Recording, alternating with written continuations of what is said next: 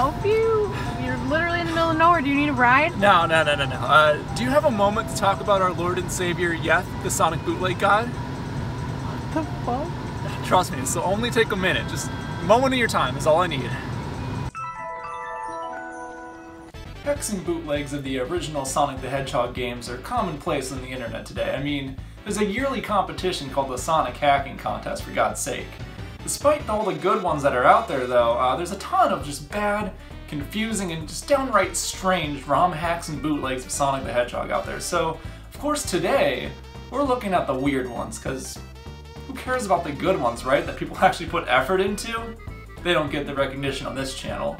Alright, first up on my totally real list, we have a game called Crazy Sonic. We'll see how crazy this game is, because I'm the king of crazy. Let's get this over with.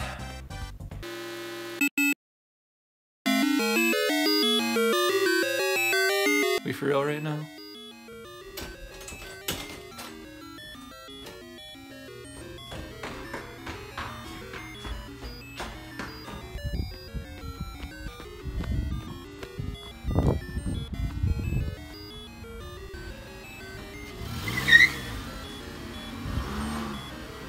Yeah, you know, as much as I'd love to just sit here and look at this title screen all day, at some point you just gotta jump in and get it over with. So, without further ado, let's just press enter on Crazy Sonic, I guess.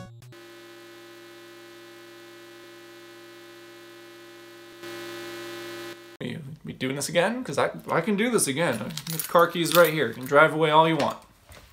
Alright, yeah, you know, I'm not sure exactly what I was expecting, but I don't think it was this. I mean, this is literally just Sonic 1, but you play as a slow-moving bus the whole time. I mean, who on earth was this for? Is there some hidden reference I'm not getting? Oh yeah, come on baby, you got this. Oh yeah, that's the stuff, get that loop. Yeah, you know, I don't even see anything wrong with this. Do you see anything wrong with it? I don't see anything wrong with that. There's nothing wrong with that at all, actually. That's perfectly fine. The enemies don't even hurt you in this game. I mean, you can just run straight into them and nothing happens. I mean, I guess it is a bus, but whatever. I mean, fuck it, right? It's a bus. Even spikes don't pose a threat. Makes you wonder what exactly the point of rings are in this game. I guess just to get the special stages, which still exist, by the way. Don't get me wrong. Collect 50 rings and you still get the special stage at the end. But unlike the one from Sonic 1 that, you know, actually had like a point and was somewhat challenging, in this one you just go left to right as a bus.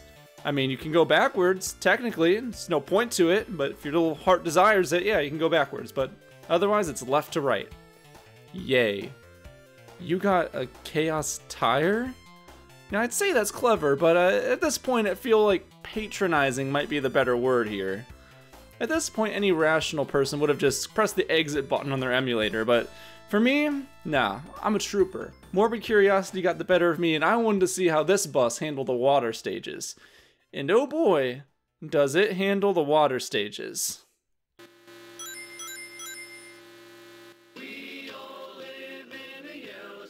This is the greatest game ever created.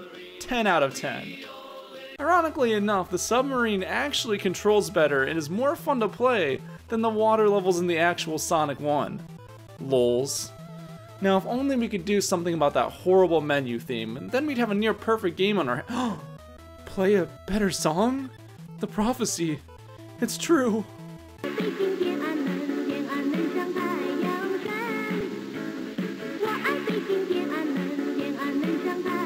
Well, that was strange and uncomfortable.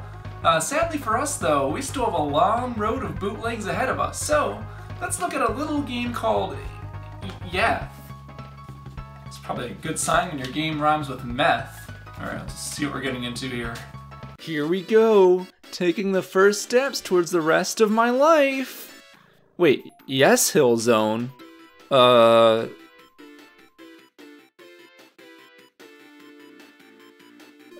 no.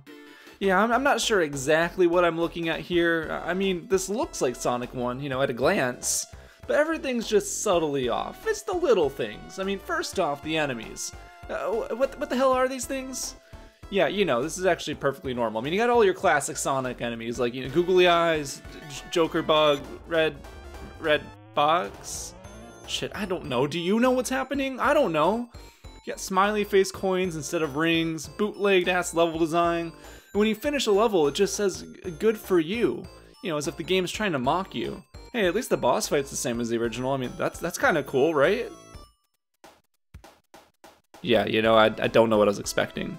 If you think any of this is weird already, well, trust me, this is only the beginning. Because next up, we have, yes, Art Zone. Oh yeah, and everything's made of code now? Deal with it. Fuck you. Seriously, what can I even say about this? Trying to comprehend what's going on in this game is like playing a game of 4D chess. And buddy, you're down to one pawn and your king is wide open. Is that even how chess works? I haven't played chess in like 10 years. Is 4D chess, is that even a thing? Is that just a meme I mistook as real again? Whatever. Anyways, this isn't even as weird as it gets. The next zone is literally called Yes Tickles Zone. Yeah, you heard me right. And it's a black and white version of Springyard Zone, but with horrible, horrible level design. Like, why on earth did they keep the spike glitch in the game? Even the iPhone version got rid of that. If you can change literally everything else about the game, it could have changed that. The game can't even be qualified as bad. I think the more accurate term is probably just nonsensical. There's no rhyme or reason to anything that happens in this game. I mean, 1 minute you're in Yes Hill, racking up 300 coins and mashing into googly eyes, and the next you're in fucking Yes Tickles Zone. Even the levels in each zone are wildly inconsistent. Yes Hill and Yes Tickles, god, I can't say that. Both of these zones have 3 levels in a boss fight. Yes Art only has 2 levels, and everything else only has 1 for some reason, even the final zone. After Yes Tickles Zone, the rest of this game kinda dives into deep insanity, full of complete nonsense and just strange non sequiturs that come seemingly out of nowhere. You got this water level where you're constantly being pushed forward, and you gotta try not to die, and it's only 17 seconds long for some reason. Doesn't sound too bad, right? But for some reason your oxygen meter still goes down while your score is counting up, and you get dangerously close to drowning. Don't even get me started on whatever the fuck's going on in 3S Old Zone. It's not even a final boss fight, it's just a really strangely designed level in what I'd assume is hell. Finally, the game ends with a glitchy orgasm of unbeatable goodness. Yes. Perfect. There's one positive thing I can say about this game. It's that at least I'm not playing as a bus this time. Okay, so maybe Yeth might be a little bit of a strange hack, but I'd rather play that than the likes of Crazy Sonic. Fortunately for us, however, there's a lot more hacks than what would be considered maybe the annoying variety, rather than what we've been looking at, the weird variety. So I guess next, let's take a look at Sonic 1 Omochao Edition. Now, if you don't know who Omochao is, basically he acted like the hint guide in Sonic Adventure 2. You know, you'd run into him and he'd give you some level-specific hints and tricks. Oh yeah, and you can also kill him and hold him hostage? LOL. Well anyways, here he is in Sonic 1, so I guess we'll just see how this plays out. It's a game you can parray. It sure is, little buddy. It sure is. Huh, that was strange.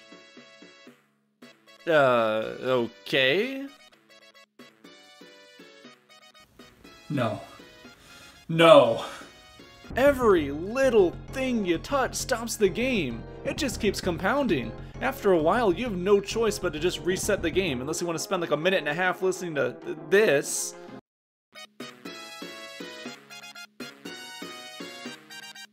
Alright, I'm hitting the reset button.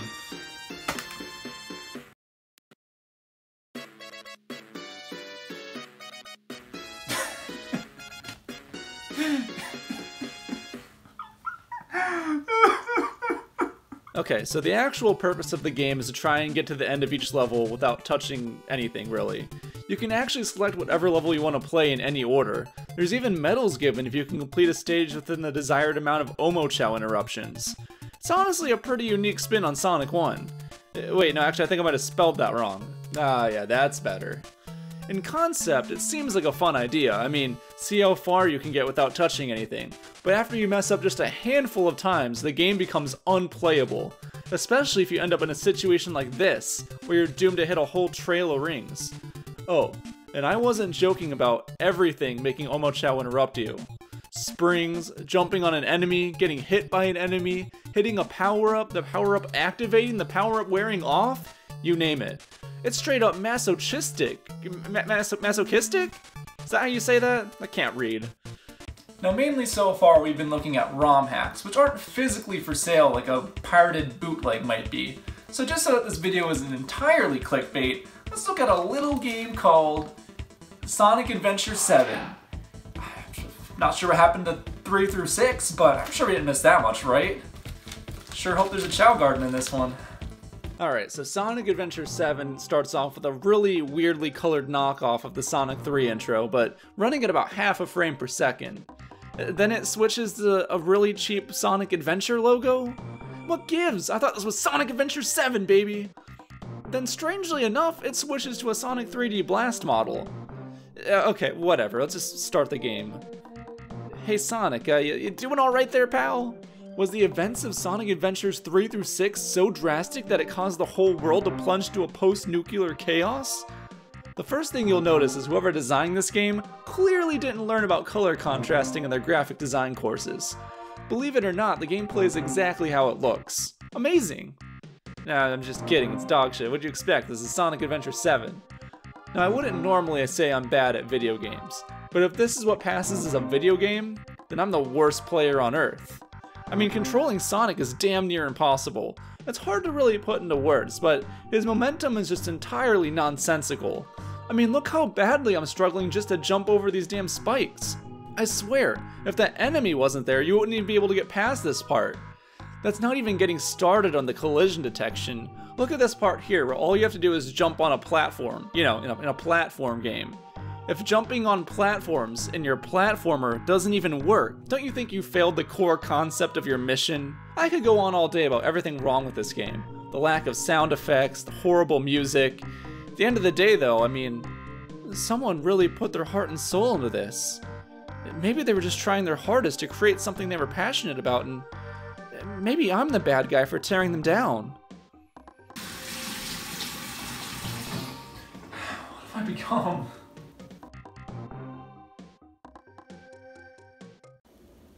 It's terrible. No, it's fucking terrible.